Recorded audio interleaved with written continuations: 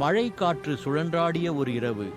ஒரு தன்னம்பிக்கை இழந்த வனவாசி தனது தோல்விகள் காரணமாக தள்ளாடிக் கொண்டிருந்தான். என் முயற்சிகள் அனைத்தும் வீணாகிறது, நான் என்ன செய்ய வேண்டும் என்று அவர் துன்பத்தில் முகம் மூடியிருந்தார். அப்போது சிவபெருமான் வெளிச்சமாய் அவரிடம் தோன்றினார்.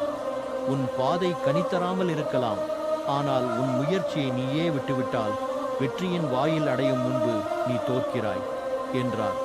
சக்தி தேவி மெல்ல நசுக்கமாய் பேசினாள். உன் உள்ளத்தில் உள்ளது பேராற்றல், அதை உன்னிடமிருந்து எவரும் கவர முடியாது. அதை முழுமையாக வெளிக்கொண்டு வா.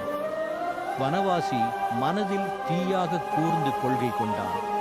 அன்றிலிருந்து தன்னம்பிக்கை, சுதந்திரம், கடுமையான உழைப்பு மூன்றையும் தழுவிக்கொண்டான். நாட்கள் கடந்து அவர் அலைமோதிய கடலை கடந்தார். வெற்றியின் உச்சியை அடைந்தார். சிவனும் சக்தியும் புன்முறுவலுடன் பார்த்தனர். வெற்றி என்பது வெளியிலல்ல, உள்ளத்தில்தான் ஆரம்பிக்கிறது என அவரது சாதனையை வாழ்த்தினர்.